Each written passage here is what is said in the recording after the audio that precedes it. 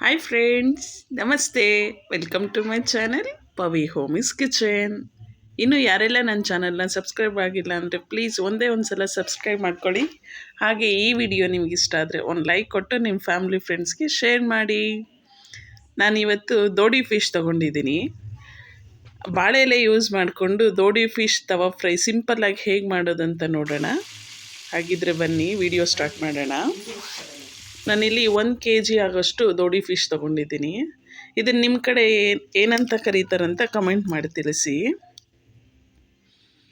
ನೋಡಿ, ಫ್ರೆಶ್ ಆಗಿರಬೇಕು ಫಿಶ್ಶು, ಆವಾಗಲೇ ಟೇಸ್ಟ್ ಚೆನ್ನಾಗಿ ಬರೋದು. ಈಗ ಇದನ್ನು ಕ್ಲೀನ್ ಮಾಡಿಕೊಂಡು ಈ ಥರ ಸಣ್ಣ ಸಣ್ಣದಾಗಿ ಕಟ್ಸಿಟ್ಕೊಳ್ಳೋಣ. ಈ ಥರ ಕಟ್ ಮಾಡಿ ಇಟ್ಕೊಂಡ್ರೆ ಉಪ್ಪು ಖಾರ ಎಲ್ಲ ಚೆನ್ನಾಗಿ ಹಿಡಿಯುತ್ತೆ ಅದಕ್ಕೆ. ಈಗ ಇದಕ್ಕೆ ಟೇಸ್ಟಿಗೆ ಎಷ್ಟು ಬೇಕೋ ಅಷ್ಟು ಉಪ್ಪು ಹಾಕ್ಕೊತಿದ್ದೀನಿ. ನಾನಿಲ್ಲಿ 1 ಸ್ಪೂನ್ ಆಗೋಷ್ಟು ಉಪ್ಪು ಹಾಕ್ಕೊತಿದ್ದೀನಿ. ಹಾಗೆ 1.5 ಸ್ಪೂನ್ ಆಗೋಷ್ಟು ಖಾರದ ಪುಡಿ ಹಾಕ್ಕೊತಿದ್ದೀನಿ. ಹಾಗೆ 1 ಸ್ಪೂನ್ ಆಗೋಷ್ಟು ಧನಿಯಾ ಪೌಡರ್ ಹಾಕ್ಕೊತಿದ್ದೀನಿ. ಅರ್ಧ ಸ್ಪೂನ್ ಆಗೋಷ್ಟು ಅರಿಶಿನ, ಹಾಗೆ 1 ಸ್ಪೂನ್ ಆಗೋಷ್ಟು ಶುಂಠಿ ಬೆಳ್ಳುಳ್ಳಿ ಪೇಸ್ಟ್ ಹಾಕ್ಕೊತಿದ್ದೀನಿ. ನಾನಿಲ್ಲಿ ಕೊಬ್ಬರಿ ಎಣ್ಣೆ ಯೂಸ್ ಮಾಡ್ತಿದ್ದೀನಿ. ಫಿಶ್ಗೆಲ್ಲ ಕೊಬ್ಬರಿ ಎಣ್ಣೆನೇ ತುಂಬ ಟೇಸ್ಟ್ ಕೊಡುತ್ತೆ. ನೀವು ಯಾವ ಎಣ್ಣೆ ಯೂಸ್ ಮಾಡ್ತಿದ್ರೋ ಅದೇ ಎಣ್ಣೆನೇ ಯೂಸ್ ಮಾಡ್ಕೊಳ್ಳಿ. ಆದಷ್ಟು ಕೊಬ್ಬರಿ ಎಣ್ಣೆ ಯೂಸ್ ಮಾಡೋಕ್ಕೆ ಟ್ರೈ ಮಾಡಿ. ಈಗ ಫ್ರೆಶ್ ಆಗಿರ್ತಕ್ಕಂಥ ಕರಿಬೇಲೆನೂ ಹಾಕ್ಕೊತಿದ್ದೀನಿ. ನಾನಿಲ್ಲಿ ಹುಣಸೆಹಣ್ಣು ಹಾಕ್ಕೊತಿದ್ದೀನಿ. ಒಂದು ದೊಡ್ಡ ನಿಂಬೆಹಣ್ಣು ಗಾತ್ರದಷ್ಟು ಹುಣಸೆಹಣ್ಣನ್ನ ನೆನೆಸಿಟ್ಟು ಅದರ ಜ್ಯೂಸ್ ಹಾಕ್ಕೊತಿದ್ದೀನಿ. ನೋಡಿ, ಹುಣಸೆಹಣ್ಣು ಹಾಕೋದ್ರಿಂದ ಫಿಶ್ ಫ್ರೈ ತುಂಬಾ ಟೇಸ್ಟಿಯಾಗಿರುತ್ತೆ. ಲೆಮನ್ಗಿಂತ ಹುಣಸೆಹಣ್ಣು ಹಾಕ್ಕೊಂಡು ಒಂದು ಸಲ ಟ್ರೈ ಮಾಡಿ ನೋಡಿ. ತುಂಬ ಅಂದರೆ ತುಂಬ ಟೇಸ್ಟಿಯಾಗಿ ಬರುತ್ತೆ ಫಿಶ್ ಫ್ರೈ. ನೋಡಿ, ಮಸಾಲೆ ಎಲ್ಲ ಹಾಕ್ಕೊಂಡು ಚೆನ್ನಾಗಿ ಮಿಕ್ಸ್ ಮಾಡೋಣ. ನೀಟಾಗಿ ಎಲ್ಲದಕ್ಕೂ ಮಿಕ್ಸ್ ಮಾಡಿ ಒಂದು ಅರ್ಧ ಗಂಟೆ ಆದರೂ ಮ್ಯಾಗ್ನೇಟ್ ಆಗೋದಕ್ಕೆ ಬಿಟ್ಬಿಡೋಣ. ಟೈಮ್ ಇದ್ದರೆ ಬೇಕಾದರೆ ಫಿಶ್ ಎಷ್ಟು ಮ್ಯಾಗ್ನೇಟ್ ಆಗುತ್ತೋ ಅಷ್ಟು ಟೇಸ್ಟ್ ಬರುತ್ತೆ. ಇದನ್ನೊಂದು ಅರ್ಧ ಗಂಟೆ ಮ್ಯಾಗ್ನೇಟ್ ಆಗೋದಕ್ಕೆ ಇಟ್ಬಿಡ್ತಿದ್ದೀನಿ. ಈಗ ನೋಡಿ, ಬಾಳೆ ಎಲೆ ತಗೊಂಡು ಈ ಬಾಳೆ ಎಲೆಯನ್ನು ಲೈಟಾಗಿ ಬಿಸಿ ಮಾಡ್ಕೊಂಡು ಬಾಳೆ ಎಲೆ ಕ್ಲೀನ್ ಮಾಡಿ ನೋಡಿ, ಈ ಥರ ಕಲರ್ ಚೇಂಜ್ ಆಗೋ ತನಕ ಲೈಟಾಗಿ ಬಿಸಿ ಮಾಡ್ಕೊಂಡು ಈ ಬಿಸಿ ಮಾಡ್ಕೊಳೋದ್ರಿಂದ ಬಾಳೆ ಎಲೆ ಅರಿಯೋಲ್ಲ ಅಷ್ಟೇ. ಇಲ್ಲಾಂದರೆ ನಾವು ಫಿಶ್ನ ಕವರ್ ಮಾಡೋದಕ್ಕಾಗಲ್ಲ. ನೋಡಿ, ಈ ಥರ ಹೇಗೆ ಬೇಕೋ ಹಾಗೆ ಫೋಲ್ಡ್ ಮಾಡ್ಬೋದು. ಈಗ ನೋಡಿ, ಬಾಳೆ ಎಲೆಲ್ಲ ಬಿಸಿ ಮಾಡ್ಕೊಂಡಾಯಿತು. ಈಗ ಫಿಶ್ಶು ಬಿಸಿಯಾದ ಬಾಳೆ ಎಲೆ ಮೇಲೆ ಇಟ್ಬಿಟ್ಟು ನೋಡಿ, ಈ ಥರ ನೀಟಾಗಿ ಕವರ್ ಮಾಡಬೇಕು.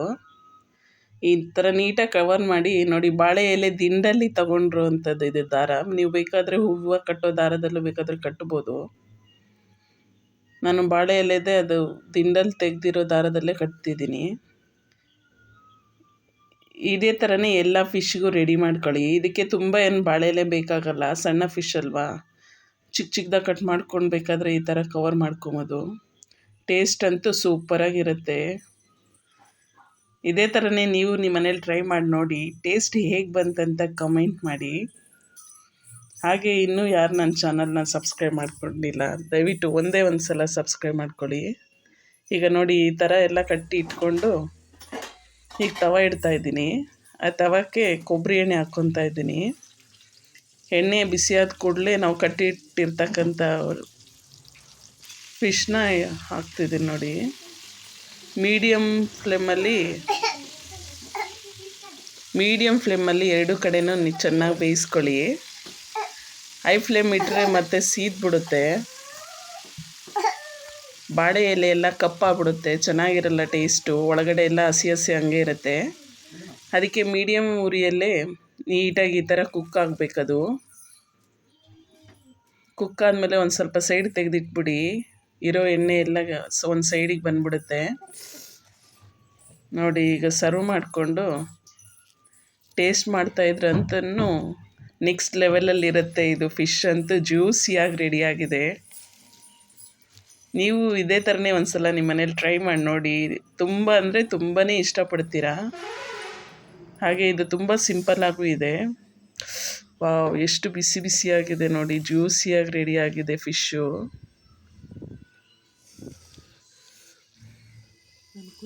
ಜಾಸ್ತಿ ಚಿಕನ್ ಮಟನ್ ತಿನ್ನೋದಕ್ಕಿಂತ ಈ ಥರ ಫಿಶ್ ಐಟಮ್ಸ್ ಮಾಡ್ಕೊಂಡು ತಿಂತೀರಿ, ಆರೋಗ್ಯಕ್ಕೂ ಒಳ್ಳೆಯದು. ಹಾಗೆ ಈ ವಿಡಿಯೋ ಇಷ್ಟ ಆದರೆ ಒಂದು ಲೈಕ್ ಮಾಡಿ. Thank you.